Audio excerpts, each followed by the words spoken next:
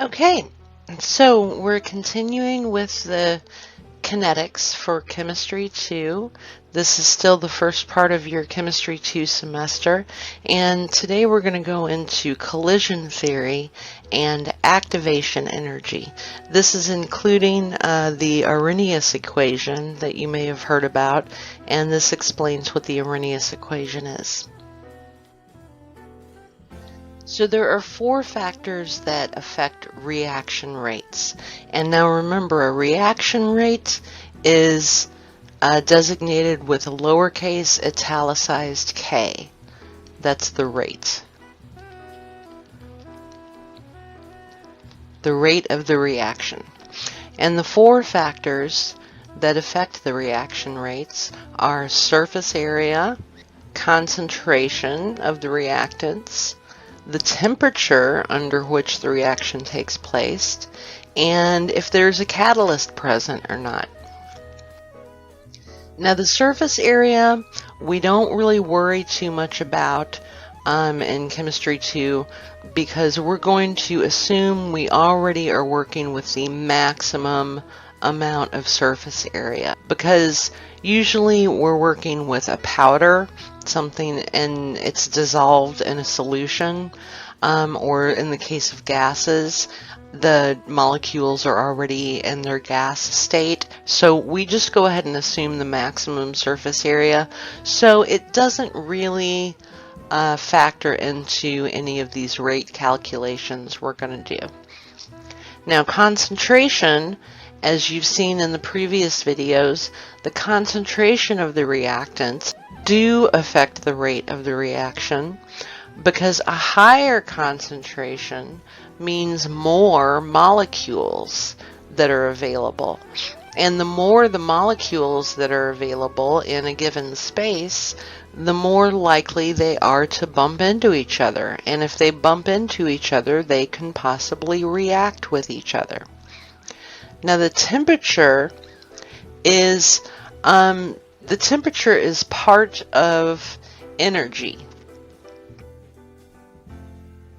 The energy with which the reactants bump into each other is very important determining the reaction rate. And you'll see why in a little bit. We'll get to that in a little bit.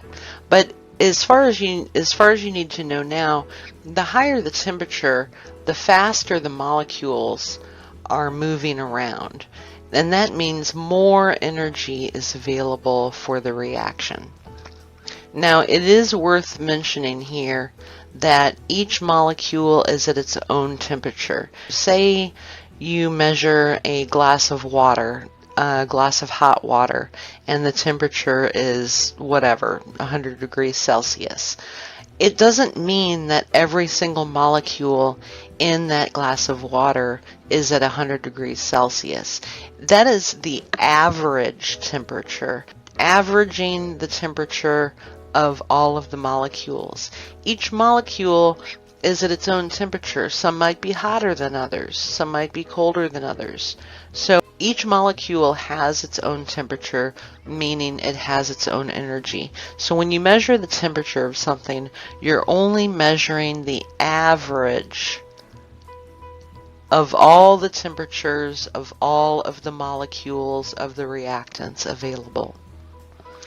Now, the presence of a catalyst is something we'll get into later. I'm not going to include it in this video, but a catalyst just makes it easier for the reaction to happen. And it does this by lowering the activation energy.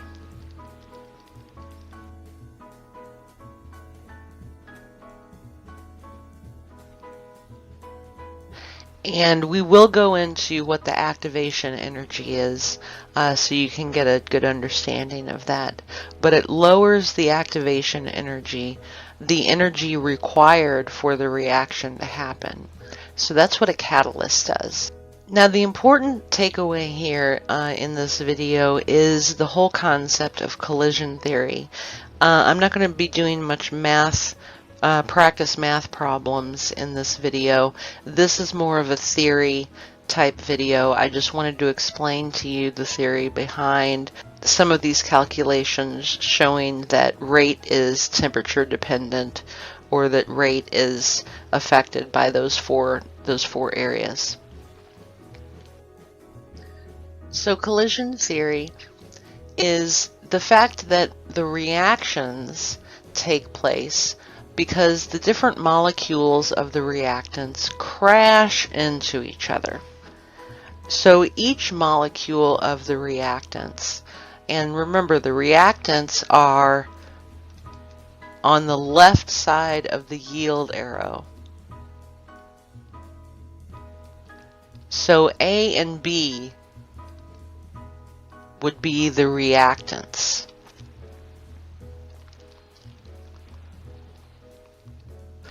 And the A and B need to crash into each other in order to form these products on the right side of the yield arrow. Now there's two main things you need to know about the reactions, like what's going on, what the mechanism is for the reaction. What is going on? What is taking place when something reacts? What does it mean to say A and B react to form a product? So first, the reactants molecules, they break apart, and they break apart into their individual atoms or their individual ions. You remember the polyatomic ions from Chemistry 1, or just smaller molecules. The molecules break apart and form smaller molecules, like if you have a molecule A, B, 2, C, D, E2, and they break apart into A, B, C, B, D, E2. See, they broke apart into smaller molecules. It's still that same, it's still all those same atoms that made up that initial molecule, but the molecule was like chopped in half, and so now you have two smaller different molecules over here. So either way, say you have AB plus CD yields products. And so the A and B can break apart into just A and just B. And the C and D molecule can break apart into just C and to just D. But the whole point is that whatever your reactants are, they break apart. The bonds holding the atoms together break apart, so now they're smaller particles. Then, number two, these particles, these smaller particles that the reactants broke apart into, then they rearrange and they stick to each other in a new combination, and they bond together to form the products. Now it's worth mentioning, and I put it down here and you'll see this again, not every collision causes a reaction. I know I just said that the molecules of the reactants crash into each other and that causes a reaction to take place. But not every single time these molecules crash into each other does a reaction take place. Certain things have to happen. They have to crash together in a certain way in order for the reaction to actually happen and the product to be formed. Now here's a good example. As I said, the reactants molecules break apart into atoms, ions, or smaller molecules, and then these particles, the atoms, ions, are smaller molecules. I'm just going to call them particles. These particles, then they stick to each other in a new combination. So down here what I've done is I've given just an example chemical formula or chemical equation. So we have the molecule AB and we have the molecule CD.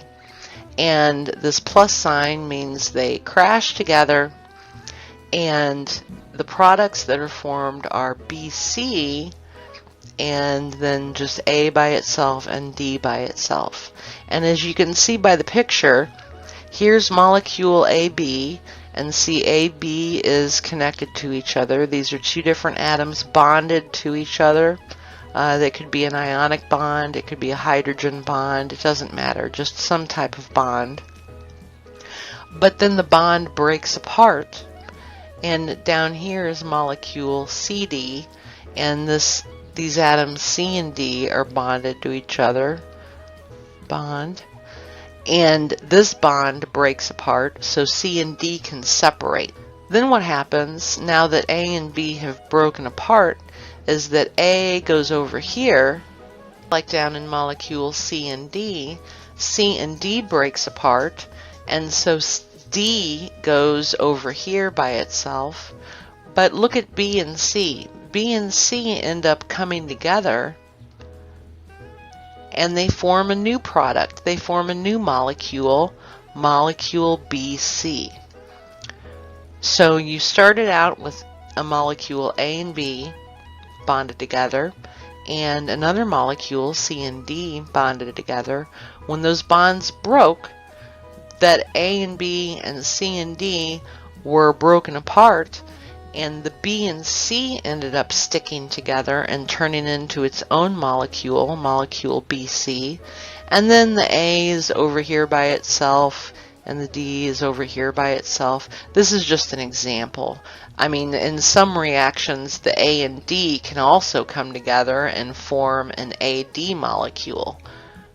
So that's possible too. But just in this example that I gave you for simplicity, I had A and D going off by their lonesome. Now I put the reminder up here. Reactions take place because the different molecules of reactants crash into each other. And I also put the reminder up here. Not every collision causes a reaction. So even if they do bump into each other, they don't really necessarily crash into each other, causing that reaction. It could be an ineffective collision. Now, how do you get them to bump into each other and crash correctly to form a new product? Well, we need two things for the crash to work. We need orientation and energy. The orientation is about the molecules need to be facing each other the right way. As I said in the previous example, B and C stuck together because they were right next to each other, weren't they? They need to be right next to each other in order to stick together when they crash. So if B and C were on the other sides of the molecule, they would not touch each other. They wouldn't be in the same proximity as each other, and they wouldn't form that product, the molecule BC. So these molecules need to be facing each other the right way, and that's what orientation means.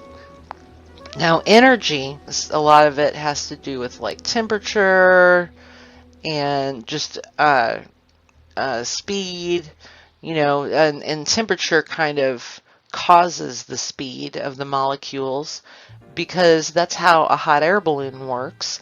When you heat the molecules in the hot air balloon, the molecules speed up, bouncing around inside of that balloon, and that's what gives it lift, and that's how you get the hot air balloon off the ground. You can't get the hot air balloon off the ground without that fire that they're blowing up into the balloon. That's why it's called a hot air balloon. There's a reason why there's no cold air balloons. There's a hot air balloon because you need that temperature in order for those molecules to react together. Because the temperature, what does the temperature do? It speeds up the molecules all bouncing around in there. So if it speeds up the molecules bouncing around in there, then the molecules are going to hit each other faster and with more force. So this energy is all about the molecules needing to crash into each other with enough force, enough energy, so they don't just bump off of each other. If you just bump into each other without a lot of force or without a lot of energy, you're just going to bump into each other and you'll just bounce right back off again. So orientation, a good example of this, when the atoms are lined up incorrectly. These blue atoms here you see are on one side of the molecule, and this purple atom is sticking out on this other end on the bottom part of the molecule. Likewise, this green atom here is sticking out on top of the molecule, and these red atoms are on the other side of the molecule. So when these two come together, they need to come together facing the correct way so the right molecules will bump into each other and form a new product.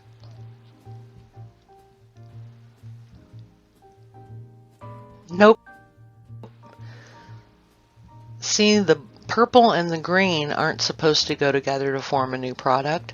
So when they bumped into each other, it was the purple and the green that really bumped into each other, and they're not attracted to each other. They're not going to stick together, so they just bounced off of each other. Now here is a correct orientation. See how these blue atoms are on the top here of this molecule, and this purple atom is sticking out on the bottom. But down here on this molecule, the green one is on the totally opposite side of the molecule, leaving these red ones to stick out. And it's these red ones that need to bond with the purple to make a new product.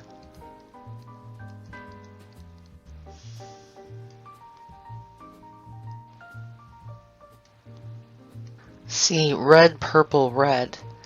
So you need this purple and these two reds to stick together to make your product.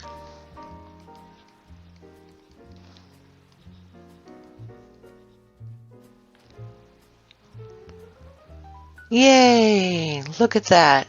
Now see, they were facing the right way, so the purple and the red atoms stuck together when they bumped into each other, leaving this as the new product that was formed from the original molecules. Now here's something about activation energy, just to shift gears for a minute. No pun intended with the cars, but to shift gears for a minute. Let's say you're in your car and you're parked in a parking space, and you're just backing out very slowly at under 5 miles an hour, but you didn't see the car behind you across the way from you. He's also backing out very slowly to pull out of the parking space. So neither one of you guys see each other, and so you end up bumping into each other's bumpers, but very, very slowly. And without much force, without a lot of energy, because you're just backing out of a parking space very slowly. So chances are you just tap each other's bumpers, no harm done. You probably don't even need to exchange insurance information. You didn't even scratch each other's bumpers. Your cars just bounced off of each other because it was at a very low speed, at a very low energy. So this would not be a reaction. This wouldn't form anything new. This wouldn't react with anything. They would just bump off of each other, and then everybody would go their merry way.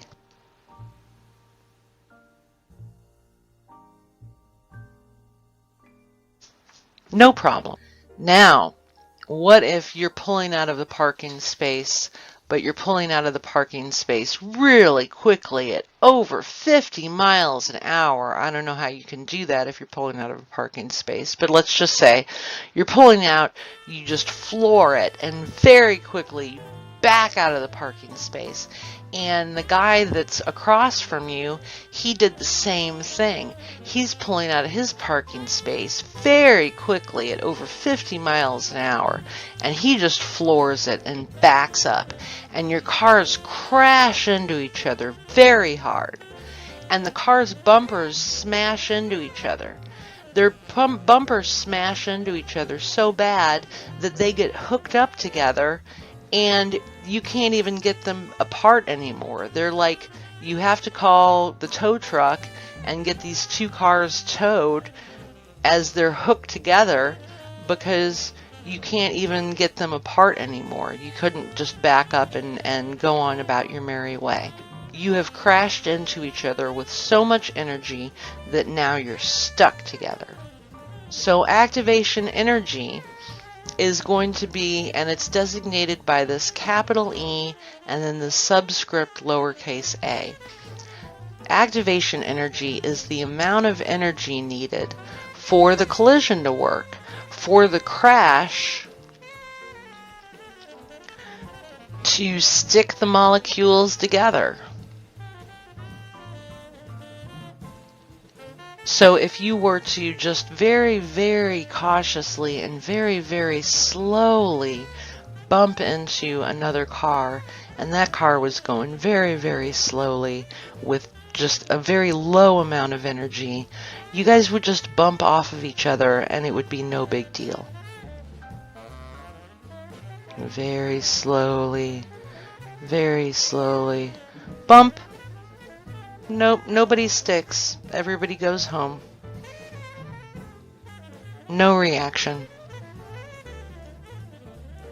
Now, what if these molecules crash into each other very quickly with a lot of force? Bam! Now see, they changed places. Now all of a sudden you have a brand new molecule, a purple one and two reds, because the amount of energy needed, or the activation energy, was enough to get all of these to stick together. And so now we made a new molecule, a new product. So not every collision causes a reaction. It could be ineffective. The collisions could not be orientated correctly. So again, there's that orientation factor that we need to take into consideration, and there's that energy factor, that energy of activation, the amount of energy needed for two cars to crash into each other and actually stick together. Their bumpers intertwine and they can't pull back apart again. So just for some basic, I know I said I wasn't going to do a lot of math, but I am going to show you how this formula works. So this lowercase a is going to be the total number of collisions, whether or not they actually work. So even if it has no energy or bad orientation, you still just bump into each other, but nothing actually happens. Or if you crash and create a new product, both of those kinds of collisions, the ineffective ones included, is the total number of collisions, and that's going to be this lowercase a. Now the fraction of collisions that happen in the correct orientation, because remember, we need orientation and energy. So the fraction of collisions that are in the correct orientation is going to be designated as lowercase p. So these are just the collisions that the molecules are facing each other in the right way. Now, I'm going to skip down here and go down to this lowercase f, which is the fraction of collisions that happen with enough activation energy. So see, this P is the amount of collisions where they are facing each other the right way, but the F is the amount of collisions where they have enough energy to stick together. Now A, this italic capital A, this weird looking shaped A, this is called the frequency factor.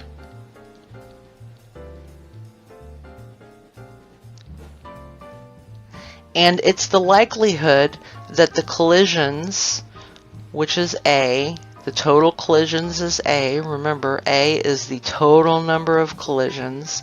The likelihood that the total number of collisions, A, happen in the correct orientation, which is P, which I just went over. So this lowercase p is the fraction of collisions that happen in the correct orientation out of the total collisions. But the A is the likelihood that the collisions will be a P, will happen in the correct orientation. And this shows us the relationship between the rate, K, and A, the likelihood that these collisions happen in the correct orientation, times the fraction of the collisions that happen with enough activation energy. And remember, activation energy is that capital E and the subscript A. So the likelihood that collisions happen in the correct orientation is A, and the fraction of the collisions that have enough energy is F. And A times F equals K, the rate.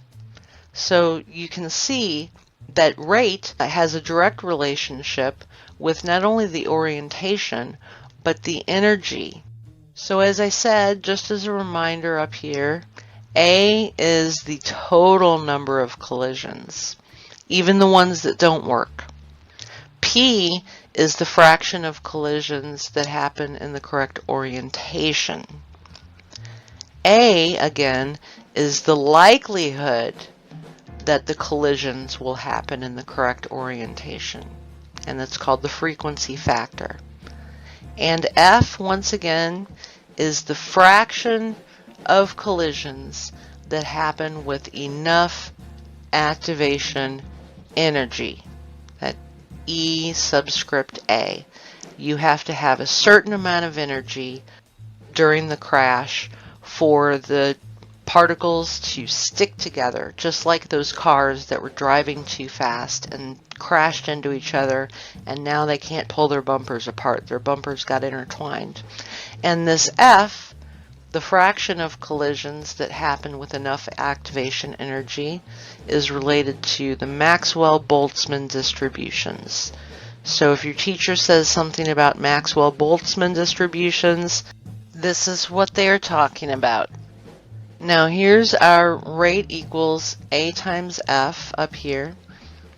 And again, the F is Maxwell-Boltzmann distributions. That's the fraction of collisions that happen with enough activation energy. So F actually stands for E to the power of, this is all superscript, to the power of a negative activation energy divided by R, which is a gas law constant,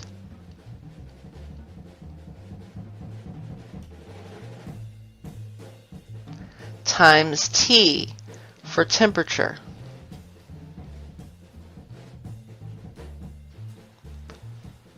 So as you can see down here, R stands for the gas constant, which is 8.314 joules per moles times K, kelvins. And then T, the temperature, is going to be in kelvins. Now this E, this is a function on the calculator.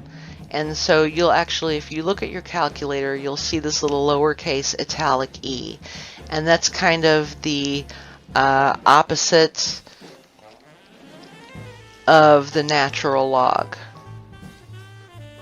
So here we are with F equals E to the power of negative activation energy divided by the gas constant times the temperature. And E is the function on the calculator, so you just plug in, you just punch in this E, and it automatically raises it to a power, gives you a parentheses, and then you type in the activation energy divided by the gas law constant times the temperature. and you close the parentheses and hit equals. So if we have K, the rate, equals A times F, and F equals this E to the power of negative activation energy divided by the gas constant times temperature, then we can say that the rate is equal to A times E raised to the power of negative activation energy divided by the gas law times the temperature. Now here it is again. You can see that the rate here is related to the activation energy. And the fact that the rate is K is related to the activation energy, that is what is called the Arrhenius equation. So this is actually the Arrhenius equation right here. So here's the Arrhenius equation. And because of calculus,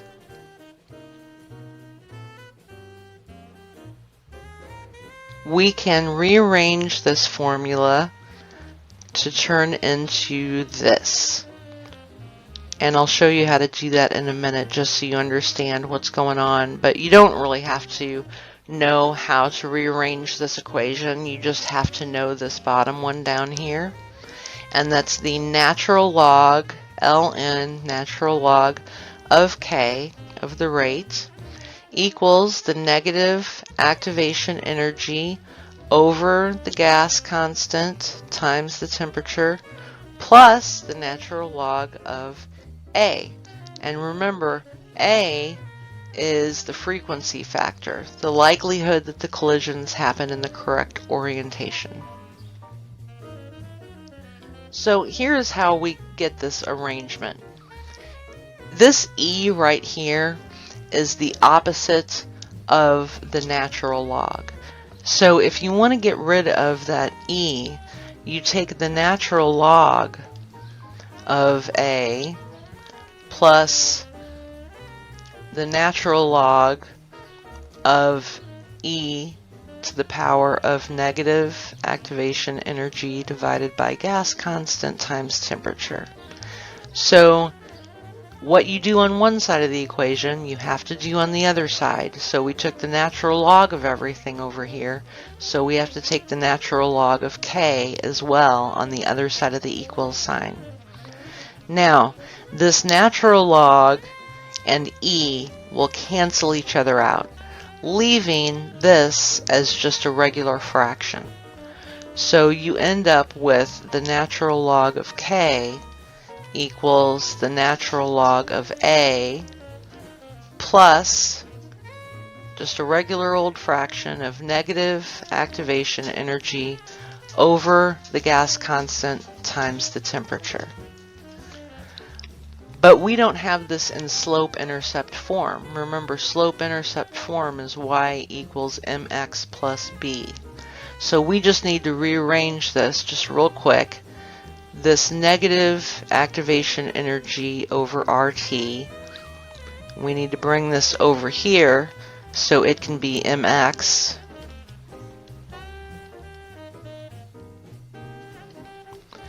and then we have left over this positive natural log of A, so we just go plus natural log of A, and there's no change to the other side, this natural log of K. And that's what gives us the slope-intercept form for the Arrhenius equation, the y equals mx plus b. Almost. If you notice, this is mx right here, and so this is still combined. So what we need to do in the next slide is we need to separate these two so we can see what the slope is, what the m is, and what the x is. Now here's what we have so far. So all we're doing is we are separating the temperature from the R, from the gas constant. And those are both divisors of the negative activation energy. So you just end up with the negative activation energy over R times 1 over the temperature. So that's what we substitute in for this. So that's what gives us the final, I promise this is the final, slope-intercept form of the Arrhenius equation. So this would be y right here. This would be m. This whole thing would be m. This 1 over t would be x. And then this would be b, the y-intercept.